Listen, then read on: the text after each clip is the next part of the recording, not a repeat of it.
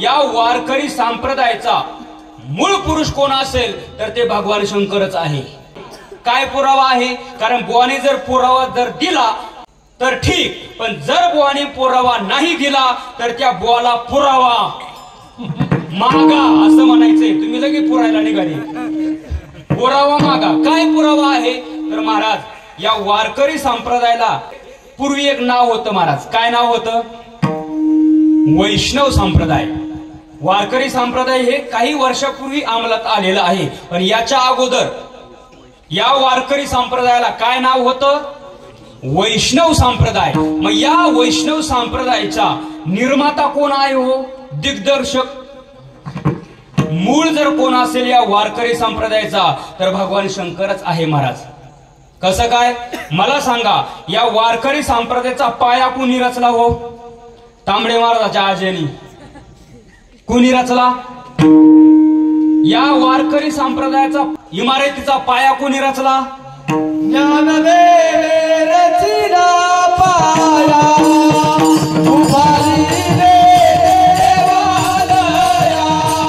कोणी रचला पाया? ज्ञानोबारायांनी. बर, ज्या ज्ञानोबारायांनी या वारकरी संप्रदायाचा पाया रचला त्या ज्ञानोबारायांकडे जे ज्ञान आलं ते कुठून आलं हो? कुठून आलं? निवृत्तीनाथांकडून आलं. बरं, निवृत्तीनाथांना कोणाकडून भेटलं? गैनीनाथांना कोणाकडून भेटलं? गोरक्षनाथांना कोणाकडून भेटलं? मच्छिंद्रनाथांना कोणाकडून भेटलं?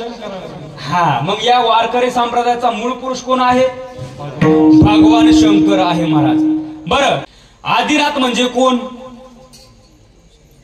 भगवान शंकर. आदिनाथ गुरु सकळ सिद्धांचा आणि मच्छिंद्रतायाचा मुख्य शिष्य. मग मच्छिंद्रनाथ कोणाचा अवतार आहे? महाविष्णूचा. बरं, मच्छिंद्रनाथांना ते ज्ञान कसं मिळालं? मच्छिंद्राला धरले सहज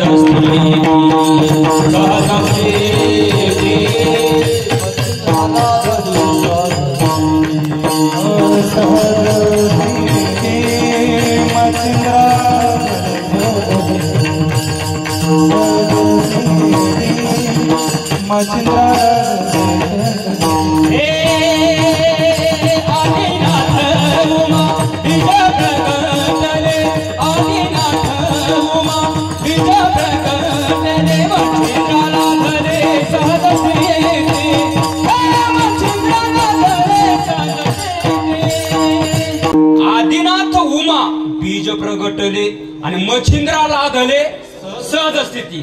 सायाच करायची गरजच नाही आली, सहज प्राप्त झालं. बरं, आदिनाथ हे भगवान शंकराचा अवतार आहे. आदिनाथ गुरु सकळ सिद्धांचा. मग भगवान शंकराने कोणाला दिलं? मच्छिंद्राला आधले. मच्छिंद्रनाथ कोण आहे? भगवान विष्णू आहे. बरं, मच्छिंद्राने बोध गोरक्षशी दिला. गोरक्षनाथ कोण आहे? भगवान शंकर आहे. बरं, गोरक्षवळाला गहिनी प्रती. गहिनीनाथ कोण आहे? भगवान विष्णू आहे. बरं, गहिनी प्रसादे निवृत्ती दातार. निवृत्तीनाथ कोण आहे? सदाशिवाचा अवतार, स्वामी निवृत्ती दातार. बरं, निवृत्तीनाथाने कोणाला दिलं? ज्ञानोबारायांना दिलं. आणि ज्ञानोबाराय कोण आहे? महाविष्णूचा अवतार.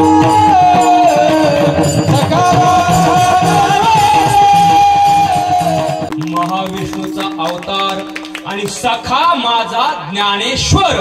मग ज्या ज्ञानोबारायांकडं हे ज्ञान आलं ते मूळ कुठून आलं? मूळ भगवान शंकराकडून आलं. म्हणून या वारकरी संप्रदायाचा एक नंबरचा मूळ पुरुष कोण असेल तर ते भगवान शंकरच आहे. नव्हे नव्हे या वारकरी संप्रदायाचा एक नंबरचा पंढरीचा वारकरी सुद्धा भगवान शंकरच आहे. एका जनार्दनी वैष्णव आणि शिरोमणी महादेव किंवा ओम नमो शिवा आदी कावडी घेतली खांदी मिळविली वैष्णव मांदी. है की नाही? म्हणजे या वारकरी संप्रदायाचा पंढरपूरचा एक नंबरचा वारकरी सुद्धा भगवान शंकरच आहे. आणि दादा, आजही भगवान शंकर वारी करतात बरं का बाबा. आजही वारी करतात, फक्त ते आपल्याला दिसत नाही. आणि तेवढं पुण्य आपण केलेलं नाही. आणि तेवढं पुण्य करण्याकरता आपण अट्टहास करत नाही. खरंय, आपल्याला दिसत नाही आणि देवाला पाहण्यासाठी या चर्मचक्षुने देव दिसत नाही महाराज. त्याला भक्तिरूपी डोळे आतमध्ये फुटावे लागतात, तेव्हा तो परमात्मा दिसत असतो. आजही भगवान शंकर वारी करतायत. असाच एका वारीचा प्रसंग आहे महाराज. भगवान शंकर आता पंढरीची वारी जवळ आली. नित्य नेमाने वारी करणारे भगवान शंकर आहे. आणि मग भगवान शंकर वारीला निघाले. पण वारीला निघाल्यानंतर पाठीमागून पार्वती मातेने आवाज दिला, तुम्हालाच एकट्याला जमते काय वारी? आम्हाला नाही यावं वाटत का वारीला? आम्हाला पण या ना कधीतरी वारीला. त्यावेळेला भगवान शंकर म्हटले, पार्वती ती पंढरीची वारी आहे, ते काय गुवाहाटीला फिरायला जायचंय का? ती वारी आहे. कारण त्या वारीमध्ये अफाट गर्दी असते. तिथं धक्काबुक्की तुला सहन होणार नाही. ऊन वारा पाऊस सहन करावा लागतो. एवढी सोपी वारी नाही. पण पार्वती माता हट्टाला पेटल्या. पार्वती मातेने सांगितलं, जमणार नाही, मला सुद्धा वारीला यायचं म्हणजे यायचंच. भगवान शंकर म्हटले, ठीक आहे, मला तरी पुढे तुला डोक्यावर घ्यायचंय, चल म्हटले, यायचं तर चल. आणि मग महाराज भगवान शंकर आणि पार्वती माता निघाल्या. कुठं? वारीला. पण पाठीमागून आवाज दिला, कोणी? गणपती बाप्पा. गणपती बाप्पा म्हटले, पप्पा तुमच्या सोबत येणार हा बाप्पा. आता मात्र भगवान शंकर म्हटले, पार्वती बघ, तुझं ठीक आहे, पण आता एवढ्या मोठ्या पोटाचं पोरग वारीमध्ये गर्दीमध्ये शक्य आहे का? तू एक काम कर, घरी थांब त्याच्या जवळ. पण पार्वती माता म्हटल्या, नाही जमणार, मला वारीला यायचं म्हणजे यायचं. भगवान शंकर म्हटले, आता एवढ्या मोठ्या पोटाचं पोरग घेऊन कसं जायचं वारीला?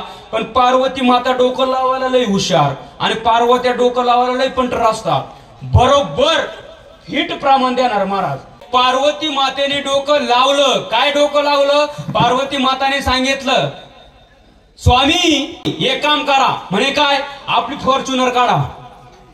आता भगवान शंकराची फॉर्च्युनर नंदीला सज्ज केलं आणि मग नंदीवरती गजन आरूढ झाले आणि मग त्यांची वारी निघाली महाराज. आणि भगवान शंकराच्या या वारीचं एका पद्यामध्ये वर्णन आलेलं आहे महाराज. काय आहे पद्य? लक्षपूर्वक ऐका. दस चरण जयाला चौपदी चालत आहे, नयन ही आकाराजा पंचमुखासी पाहे, खचितची नवल वाटे आष्ट कर्ण जयाला, आणि पशु म्हणावे तिला तर दोन पुच्छ तयाला. असा बाबा आतापर्यंत प्राणी पाहिलाय का तुम्ही? 10 पाय आहे पण 4 पायाने चालणारा, 8 कान आहे, 11 डोळे आहे, 5 तोंड आहे आणि 2 शेपटी आहे. असा प्राणी तुम्ही पाहिला का? पाहिला असेल तर मला सांगा, पाहिलाय का? हे भगवान शंकराच्या वारीचं वर्णन आहे. आता मी सांगतो, दसचरण जयाला चौपदी चालत आहे म्हणजे काय? 10 पाय आहे पण 4 पायाने चालतो. 10 पाय कोणाचे? भगवान शंकराचे 2, पार्वती मातेचे 2, गणपतीचे 2 आणि नंदीचे 4. 6 × 4 10. 10 पाय आहे पण 4च पाय चालतात.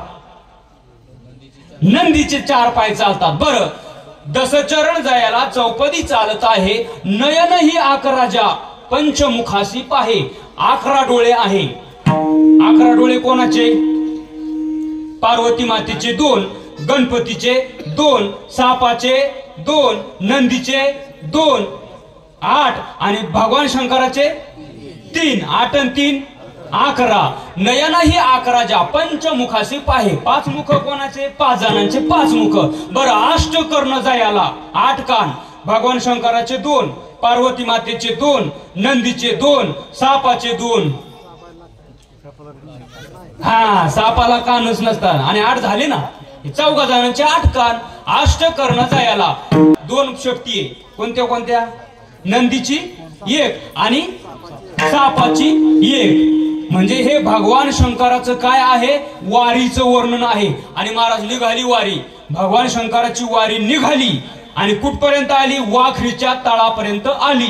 आणि तिथे आल्यानंतर पार्वती मातेने तो सोहळा बघितला. तो सोहळ्यामध्ये महाराज पार्वती मातेला भीती पण वाटली आणि दुसरी गोष्ट पार्वती मातेला आनंद पण झाला. भीती का वाटली? एवढ्या गर्दीमध्ये मला शक्य नाही, म्हणून भीती वाटली. आणि आनंद का झाला तर त्या सोहळ्यामध्ये 80-90 वर्षाचे म्हातारे 25च्या तरुणांना लाजवेल असं आनंदाने उड्या मारत नाचत होते. कसे नाचत होते?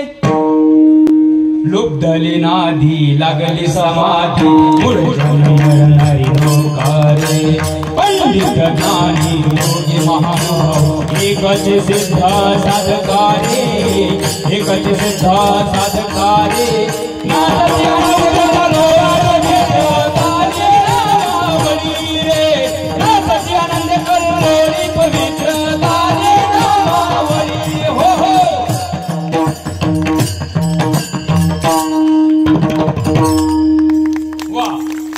आनंद विभूर होऊन 80-90 वर्षाचे म्हातारे 25च्या तरुणांना लाजवेल असं उड्या मारून नाचत होते. आनंद वाटला पण भीती सुद्धा वाटली.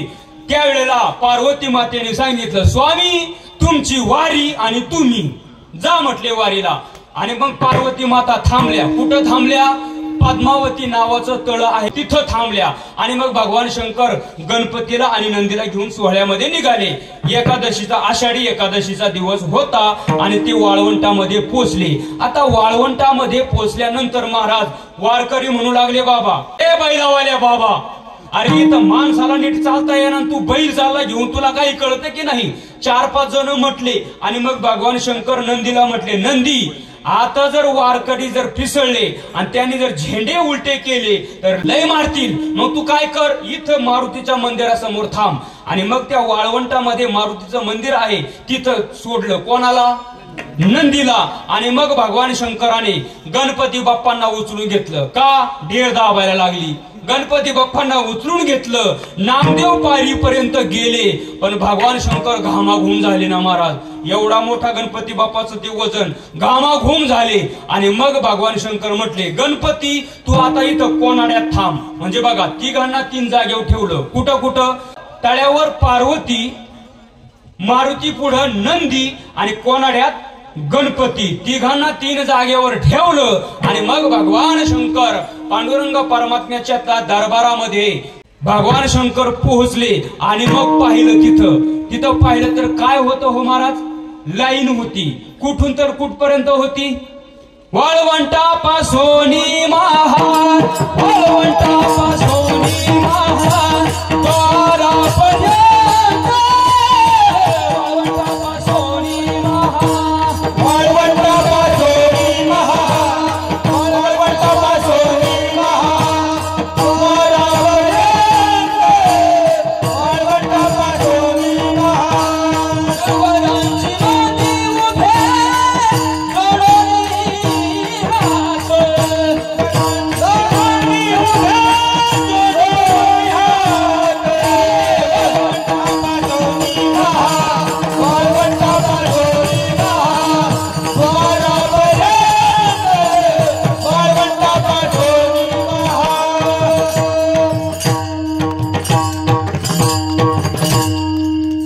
वाळवंटापासून महाद्वारापर्यंत